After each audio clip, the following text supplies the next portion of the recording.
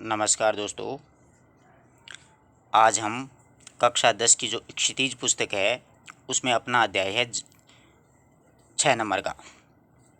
जयशंकर प्रसाद की एक कविता है प्रभो, उसका अध्ययन करेंगे।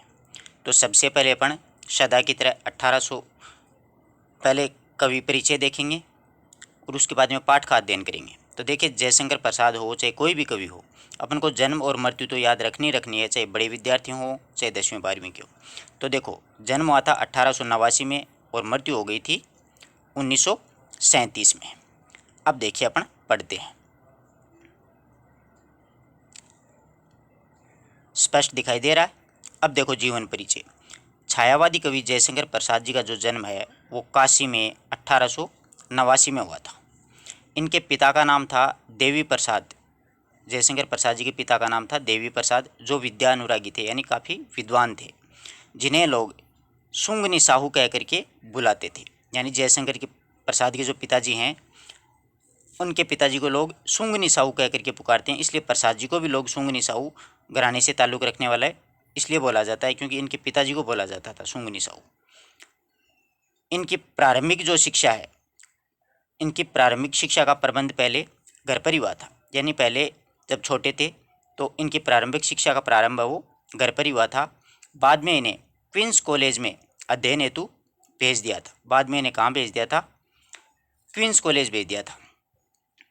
अल्प आयु में ही अपनी मेधा के आधार पर, यानी छोटी सी उम्र में ही अपनी बुद्धि के आधार पर इन्होंने संस्कृत, हिंदी, उर्दू, फारसी और अंग्रेजी का अच्छा ज्ञान प्राप्त कर लिया। यानी इनमें क्या है कि अच्छी विद्वता थी, बचपन से ये कुशाग्र बुद्धि के बालक थे। तो छोटी सी उम्र में ही इन्होंने संस्कृत है, हिंदी है, उर्दू, फारसी और अंग्रेजी का अच्छा ज्ञान प्राप्त कर लिया। बचपन से ही इनकी रुचि साहित्य की ओर रही थी। इंदु नामक मासिक पत्रिका का भी इन्होंने संपादन किया था। साहित्य जगत में इन्हीं से पहचान मिली है। यानी साहित्य जगत में जब इन्होंने पैर रखा तो सबसे पहले इन्होंने क्या किया था? इंदु नामक पत्रिका का संपादन किया। उसके बाद में इन्हें साहित्य जगत में पहचान मिली। काव्य रचना के साथ साथ उन्होंने नाटक भी लिखे, उपन्यास भी लिखी और कहानियाँ भी लिखी। इन्होंने इस पर अपना अच्छा कौशल दिखाया है, यानी अपनी अच्छी प्रतिभा इन्होंने दिखाई है कहानियों में, नाटकों में, उपन्यासों में और काव्य में। अब इनकी प्रमुख कृतियों का अध्ययन करते हैं। तो देखिए, जयशंकर प्रसाद के पहले काव्य यानी कविताएं देखते हैं। आंसू, लहर, झरना, कामायनी, प्रेम पथिक, चित्राधार, ये इनके प्रसिद्ध क्या हैं? काव्य संग्रह हैं। देखिए, आंसू को हिंदी का मेघदूत भी कहा जाता है और कामायनी जो इनकी सर्वप्रसिद्ध जो रचना है वो कामायनी रचना है, जो छायावाद की अंतिम रचना मानी जाती है।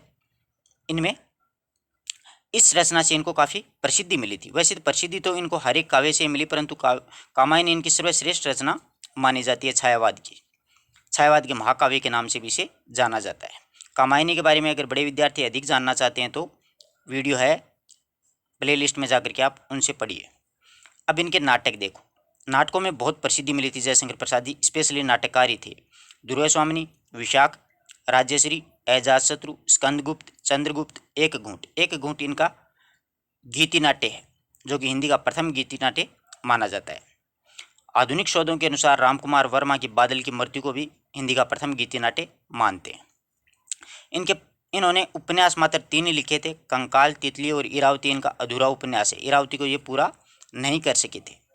इनके 5 कहानी संग्रह प्रकाशित हुए थे। छाया, प्रतिध्वनि, आकाशदीप, आंधी और इंद्रजाल। इसमें लिखा है आकाशदीप, प्रतिध्वनि पुरस्कार, गुंडा, आंधी, छाया और इंद्रजाल। इनका प्रसिद्ध निबंध है काव्य कला तथा अन्य निबंध इन्होंने और भी बहुत लिखे थे। यहाँ तक की बात समझ में आई? कहाँ पे जन्मे थे, कहाँ पर पढ़े थे, कौन कौन सी इन्होंने रचनाएं लिखी थी। अब देखो, प्रसाद जी की प्रतिभा बहुमुखी है। बहुमुखी का मतलब इन्होंने कविताएं नहीं लिखी, काव्य नहीं लिखा, बल्कि उपन्यास भी लिखे थे, नाटक भी लिखे थे, कहानियाँ भी लिखी थी, निबंध भी लिखे थे। बहुमुखी प्रतिभा की धनी थी, किंतु साहित्य के क्षेत्र में कवि और नाटककार के रूप में ही ये विशेष ख्याति इन्हें प्राप्त हुई थी। आपको मैं पहले ही बता चुका हूँ कि ये अच्छे नाटककार के रूप में प्रसिद्ध रहे हैं। तो साहित्य के क्षेत्र में अगर देखा जाए तो ये एक अच्छे कवि थे और एक नाटककार थे। छायावादी कवियों में ये सबसे अग्रगण्य थे, यानी छायावाद के ये प्रवर्तक माने जाते हैं। कामायनी इनका अन्यतम काव्य ग्रंथ है। इसकी तुलना संसार के श्रेष्ठ काव्यों में की जाती है। कामायनी बहुत अच्छी रचना है इनकी, अगर जीवन में मौका मिले तो एक बार जरूर पढ़ना। सत्यम शिवम सुंदरम का जीता जागता रूप प्रसाद के काव्य में मिलता है। मानविक सौंदर्य के साथ साथ उन्होंने प्राकृतिक सौंदर्य का भी सजीव एवं मौलिक वर्णन किया है। इन्होंने ब्रजभाषा और खड़ी बोली दोनों का ही प्रयोग किया है। इनकी भाषा संस्कृत निष्ठ थी, यानी इनकी जो रचनाएं हैं उनमें इनकी भाषा जो है वो संस्कृत निष्ठ है। 15 नवंबर 1937 को हिंदी साहित्य का ये अमर कवि सदा सदा के लिए संसार से क्या हो गया, विदा हो गया। 1889 में जन्म हुआ था और 1937 में इनका क्या हो गया, देहांत हो गया। तो मित्रों ये था इनका जीवन परिचय कि वो कहाँ कहाँ पर पढ़े थे, कौन कौन सी रचनाएं लिखी। आशा करता हूँ सारी बात अच्छे से समझ में आ गई होगी। अगर किसी प्रकार की कोई प्रॉब्लम हो तो कमेंट बॉक्स में ज़रूर लिखिएगा। अब अपन पाठ परिचय पढ़ते हैं। बहुत ही शानदार पाठ है, बहुत अच्छी कविता है, ईश्वर के प्रति लिखी है प्रसाद जी ने। जयशंकर प्रसाद की प्रभव कविता, उनके स्फुट कविताओं का संग्रह कानन कुसुम से लिया गया। बड़े विद्यार्थी ध्यान दें, नेट जेआरएफ या केवीएस टीजीटी पीजीटी में अक्सर ऐसे प्रश्न पूछ लिए जाते हैं कि प्रसाद की प्रभव कविता किस काव्य संग्रह से ली गई है, तो कानन कुसुम से ली गई है। ईश्वर की स्तुति करते हुए कवि उनकी सर्वव्यापकता, यानी ईश्वर की सर्वव्यापकता की, ईश्वर वो सभी जगह है, सौंदर्य और शक्तिमत्ता और ईश्वर का सौंदर्य और ईश्वर की शक्ति आदि का गुणगान किया है। कवि को प्रकृति के प्रत्येक उपादान में ईश्वर का अनंतम प्रसार दृष्टिगोचर होता है। कवि होता है उसको प्रकृति के प्रत्येक उपादान, प्रत्येक क्षेत्र में, प्रत्येक जगह ईश्वर का अनंत प्रसार है वो दृष्टिगोचर होता है, यानी दिखाई देता है। हर चीज़ में ईश्वर दिखाई देता है कवि को। चंद्र की किरणों में ईश्वर के प्रकाश को व्यक्त करती हैं, यानी चंद्रमा की किरणें हैं वो ईश्वर के प्रकाश को व्यक्त करती हैं कि ईश्वर का प्रकाश कितनी दूर तक फैल सकता है। तो अगर चंद्रमा की जहाँ तक किरणें पहुँच सकती हैं वहाँ तक ईश्वर का प्रकाश है वो उतनी दूर तक फैला हुआ है। सागर की उत्ताल जो लहरें हैं वो उसकी स्तुति करती हैं, यानी ईश्वर का गान कौन करती हैं, सागर की लहरें करती हैं। चंद्रिका उसकी मुस्कान, यानी ईश्वर की मुस्कान कैसी है उसका पता हमें चंद्रमा की चंद्रिका से लगाना होगा कि चंद्रिका उसकी मुस्कान को, तथा नदी होती है वो कलकल निनाद, नदी जब बहती है तो कलकल की ध्वनि आती है, जो आवाज़ आती है मधुर मधुर, वो ईश्वर की मुस्कान, हंसी की ध्वनि होती है। निनाद उसके आह्लाद, यानी खुशी से नाचना, झूम उठना या फिर हंसना, आह्लाद को व्यक्त करता है। वस्तुतः प्रकृति के सौंदर्य और प्रेम से युक्त भव्य रूप को प्रकाशित करने वाला ईश्वर ही है। वस्तुतः प्रकृति के सौंदर्य और प्रेम से युक्त भव्य जो रूप है वो प्रकाशित करने वाला ईश्वर है। ईश्वर की कृपा होने पर ही मनुष्य के समस्त मनोरथ पूर्ण होते हैं, यानी मनुष्य के समस्त जो मनोकामनाएं होते हैं वो ईश्वर की कृपा से ही पूर्ण होते हैं। खड़ी बोली हिंदी में रचित यह कविता प्रसाद जी की भावाभिव्यक्ति का सुंदर उदाहरण है, यानी अपने भावों को अभिव्यक्त करने के लिए ये अच्छा उदाहरण है। तत्समय और गंभीर भाषा ने कविता को अद्भुत अभिव्यंजना सौष्ठव से युक्त कर दिया गया। तत्सम शब्दावली है, इसमें गंभीर भाषा है, इसके कारण कविता है वो अद्भुत अभिव्यंजित हो गई है। लयात्मक, यानी कविता को पढ़ने में एक लय है, एक सरसता है, और मौलिकता की दृष्टि से भी यह कविता है वो उत्तम कोटि की कविता मानी जाती है। बहुत अच्छी कविता है मित्रों, बहुत आनंद आने वाला है। पूरी कविता को बड़े प्यार से पढ़ेंगे अपन। प्रभव देख रहे हैं। अब देखो ईश्वर की स्तुति की गई है इस कविता में। क्या है कि कवि कहता है कि हे प्रभु, कोई नहीं जानता कि आपका आविर्भाव कब हुआ, यानी हे ईश्वर, इस संसार जगत में यह बात कोई नहीं जानता कि आपका आविर्भाव, आपका उदय कब हुआ, इस संसार में आपका उदय है वो कब हुआ। अब देखो, विमल इंदु की विशाल किरणें प्रकाश तेरा बता रही है, अनादि तेरी अनंत माया जगत को लीला दिखा रही है। वाह, बहुत ही प्यारा पद्य है। कवि यहाँ पर कहता है कि विमल इंदु की विशाल किरणें, कि ये चंद्रमा है, इससे छिटक रही स्वच्छ किरणें। विमल इंदु, इंदु का मतलब चंद्रमा, विमल का मतलब स्वच्छ, यानी जो ये चंद्रमा है इससे छिटक रही स्वच्छ किरणें तुम्हारे ही प्रकाश का प्रतीक बता रही हैं, कि प्रकाश तेरा बता रही हैं। विमल इंदु की विशाल किरणें, यानी ये जो चंद्रमा है इससे छिटक रही स्वच्छ जो किरणें हैं वो तुम्हारे ही प्रकाश को, यानी तुम्हारा ही प्रकाश है उसको बता रहे हैं कि तुम्हारा प्रकाश कहाँ तक फैला हुआ है, तुम्हारे प्रकाश का प्रतीक है ये चंद्रमा की स्वच्छ किरणें हैं वो बता रही हैं, ये तुम्हारे प्रकाश का प्रतीक है। अनादि तेरी अनंत माया जगत की लीला दिखा रही है। आगे कह रहा कवि कि तुम्हारी जो सर्वव्यापिनी माया है उसकी मनोहारिणी किरणाएं हैं, उन्हें देख करके सारा जगत है वो क्या हो रहा है, मुग्ध हो रहा है, सारा जगत है वो खुश हो रहा है। अनादि तेरी अनंत माया, हे ईश्वर, तुम्हारी अनादि और अनंत जो माया है, सर्वव्यापिनी जो माया है, मनोहारिणी जो माया है, जो मनोहारिणी आपने किरणाएं की हैं, उन्हें देख करके सारा जगत होता है वो क्या कर रहा है, मुग्ध हो रहा है। विमल इंदु की विशाल किरणें प्रकाश तेरा बता रही हैं कि चंद्रमा की जो स्वच्छ चांदनी छिटक रही है वो तुम्हारा प्रकाश है, वो बता रही हैं। अनादि तेरी अनंत माया, तुम्हारी अनादि अनंत जो माया है यानी तुम्हारी सर्वव्यापिनी जो माया है उसकी मनोहारिणी किरणाएँ हैं, तुम्हारी मनोहारिणी जो किरणाएँ हैं उन्हें देख करके सारा संसार है वो क्या है, मुग्ध हो रहा है, सारा संसार है वो खुश हो रहा है। आया बात समझ में? पद्य में कोई बात नहीं समझ में आए तो आप पूछ सकते हो। दूसरा देखो, प्रसार तेरी दया का कितना, ये देखना है तो देखे सागर, तेरी प्रशंसा का राग प्यारे तरंग मालाएं गा रही हैं। बहुत ही प्यारा पद्य है। इसमें कवि ने क्या बताया कि प्रसार तेरी दया का, इसमें कवि ने बताया है कि ईश्वर का हृदय जीव मात्र होता है, ईश्वर का हृदय जीव मात्र के लिए अपार करुणा से भरा हुआ है, यानी ईश्वर के हृदय में अपार दया है, जीव मात्र के प्रति अपार दया है, अपार करुणा है, उससे भरा हुआ है। कोई भी उस दया से वंचित नहीं, यानी ईश्वर की दया से कोई भी व्यक्ति, कोई भी जीव है वो वंचित नहीं है। यदि कोई मनुष्य ईश्वर की दया की व्यापकता को जानना चाहता है, प्रसार तेरी दया का कितना, ये देखना है तो देखे सागर।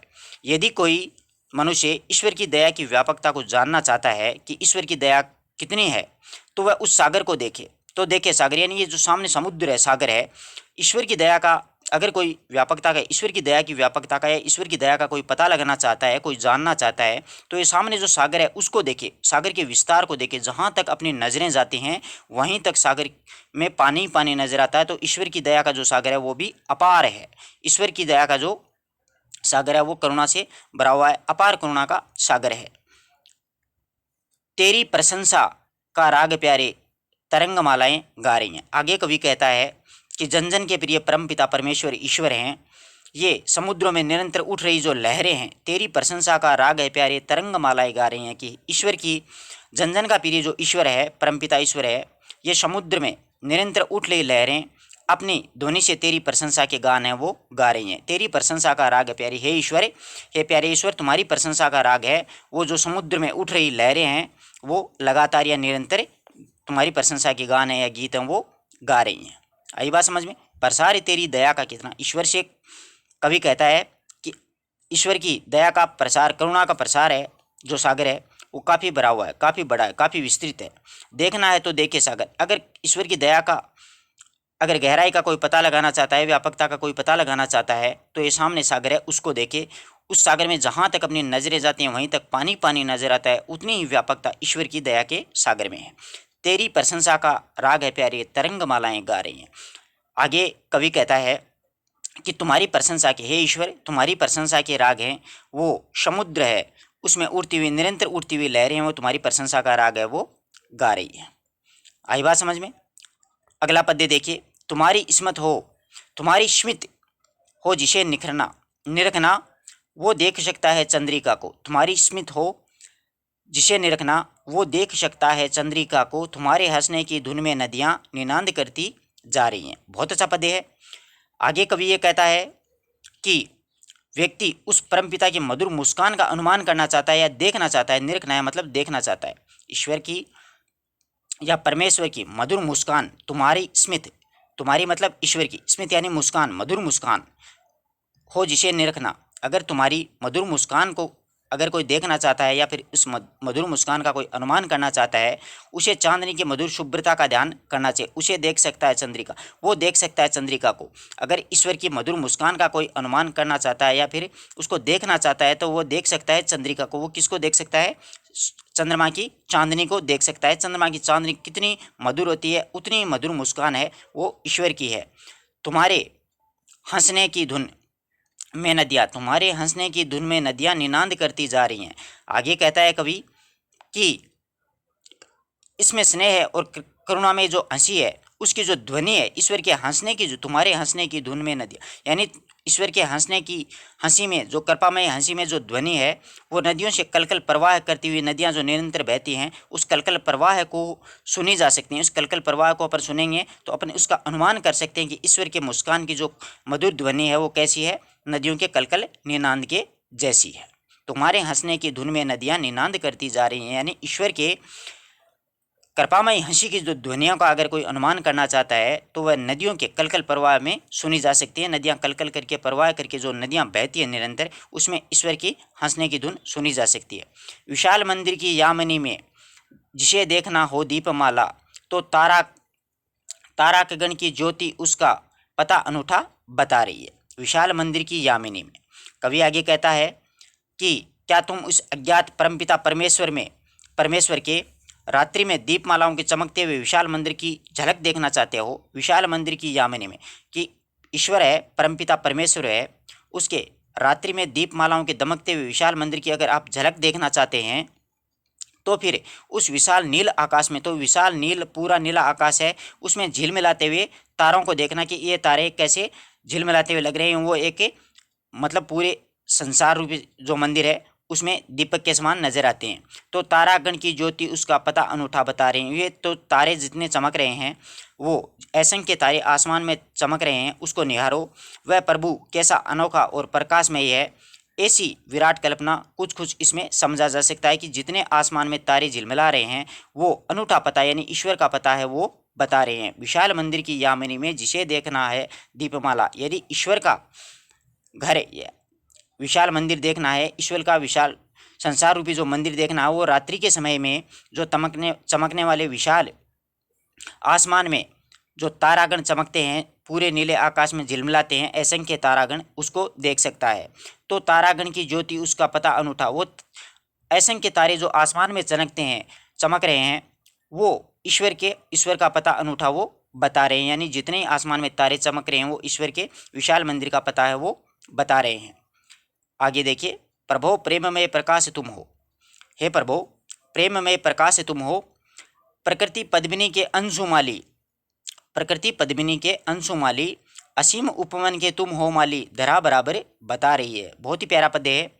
हे प्रभु, कवि अंत में क्या होता है, भावुक हो जाता है और कहने लगता है कवि कि प्रभु प्रेम में प्रकाश तुम हो, कि हे प्रभु आप ऐसे प्रकाश हो जिससे सारी सृष्टि है वो निरंतर आपके सहज प्रेम की वर्षा है वो होती रहती है। हे प्रभु, आप में इस प्रकार का प्रकाश है जिससे कि सारी सृष्टि पर निरंतर आपके सहज प्रेम की वर्षा है वो सहज प्रेम की सी वर्षा है वो लगातार होती रहती है। और सारी प्रकृति है वो कमलिनी को खिलने वाले एवं प्रसन्नमय बनाने वाले आप लगते हो। यानी पूरी प्रकृति है वो कमलिनी को खिलने वाली ऐसी लगती है। यानी पूरी प्रकृति के आप अंश, यानी पूरी प्रकृति है वो एक वन या उपवन के समान है और आप उसके एक मतलब माली के समान यानी रक्षक के समान हो। ये धरती है वो पूरा उसका बता रही है कि आप उसके रक्षक हो। हे प्रभु, आपका जो प्रकाश है वो प्रेम में प्रकाश है, वो सारी सृष्टि पर निरंतर सहज प्रेम रूपी वर्षा होती हुई प्रतीत हो रही है। सारी सृष्टि है वो प्रकृति रूपी कमलिनी, सारी सृष्टि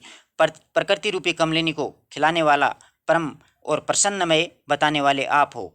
इस सृष्टि के अनंत में असीम उपवन के तुम हो माली, यानी इस अनंत पूरी सृष्टि के आप इस अनंत पूरी सृष्टि यानी एक उपवन के समान है पूरी सृष्टि, और उसके तुम हो ये ईश्वर, इस पूरी सृष्टि के आप क्या हो, एक माली के समान हो। पूरी सृष्टि एक उपवन के समान लग रही है, आप इसके माली के समान हो, धरा बराबर बता रही है। और यह बात है हमें पृथ्वी के माध्यम से पता चल रहा है कि पृथ्वी इस बात को बता रही है कि पूरी सृष्टि एक उपवन के समान है। जो धरती है वो हम सबको ये बातें है वो बता रही है।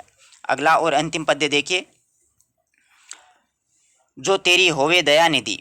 बहुत ही अच्छा पद्य है। जो तेरी होवे दया निधि, ईश्वर को संबोधित करते हुए कवि कह रहा है तो पूर्ण होता है मनोरथ। अगर तुम्हारी दया और कृपा जिस पे अगर रहती है, हे प्रभु, जिस पे आपकी दया का जो भंडार है वो रहता है, तो सारा संसार सदा से ये आपको पुकारता आ रहा है और उसके मन की सारी मनोरथा, उसके मन की सारी मनोकामनाएं, सारी इच्छाएं वो पूर्ण हो रही हैं। सभी ये कहते हैं पुकार करके, यही तो आशा दिला रही है। सभी यही कहते हैं पुकार करके कि ईश्वर होता है, उसकी दया है, उसका भंडार सभी पे लगातार निरंतर बना हुआ है, जिस कारण से सारी जीव हैं उस पर दया की दृष्टि आपने बनाई रखी है। ये सभी ये कहते हैं पुकार करके, स्वामी इसी को देख करके तो मुझ जैसे जो निराशावान या निराश जो लोग हैं, निराश प्रवृत्ति के जो लोग हैं, उसमें आशा का संचार हो रहा है कि हम पर कोई हमारी कभी ना कभी तो मनोरथ या मनो आकांक्षा है, जो इच्छा है हमारी, वो कभी ना कभी तो क्या है पूरी जरूर हो जाएगी। देखिए, जो दया एक मिनट, जो तेरी होवे दया निधि, कि हे ईश्वर, अगर तुम्हारी जो दया का भंडार है, वो जो करुणा का सागर है, वो हम पर लगातार बना रहे, तो पूर्ण होता ही है मनोरथ। अगर तुम्हारी दया का भंडार है वो अगर किसी पर है तो उसकी मनोआकांक्षा इच्छा होती है वो पूर्ण हो जाती है। सभी ये कहते हैं पुकार करके, सारे जन लोग हैं, पूरे लोग ये कहते हैं कि ईश्वर है, उसकी दया के कारण सभी की इच्छाएं पूरी होती हैं, यही तो आशा दिला रही है। और यही जो आशा है, हम जैसे निराशों को आपकी आशा इस प्रकार की लगी रहती है कि ईश्वर है, इसके कारण से हमारी कभी ना कभी मनोआकांक्षा या मनो इच्छा है या मनोरथ है वो कभी ना कभी जरूर है वो पूर्ण हो जाएगी। तुम्हारी दया का जो भंडार है हे प्रभु पूरे संसार पर लगातार बना हुआ है। सारा संसार सदा से यही पुकार पुकार के कहता है कि यदि आपकी जीव दृष्टि पर अगर दया बनी हुई, दया हो जाए, कि जीव दृष्टि पर अगर तुम्हारी दया हो जाए तो उसके मन की सारी इच्छाएं, जीव दृष्टि पर अगर आपकी दया हो जाए तो उनके मन की सारी इच्छाएं वो क्या हो जाती हैं, पूर्ण हो जाती हैं। हे स्वामी, इसी को देख करके तो मुझ जैसे सभी ये कहते पुकार करके यही तो आशा दिला रही है। हे स्वामी, इसी को देख करके तो मुझ जैसे निराशों में एक आशा का नया संचार होता है कि ईश्वर की दया के कारण कभी ना कभी तो मेरी मनोआशाएं, मनोरथें या मनोआकांक्षाएं जो इच्छाएं हैं वो कभी ना कभी जरूर पूर्ण हो जाएंगी। आशा करता हूं कि दोस्तों सारी बातें आपको अच्छे से समझ में आएगी, प्रत्येक पद्य। अगर किसी भी पद्य में किसी प्रकार का कोई डाउट हो तो आप ज़रूर पूछ सकते हैं। धन्यवाद दोस्तों।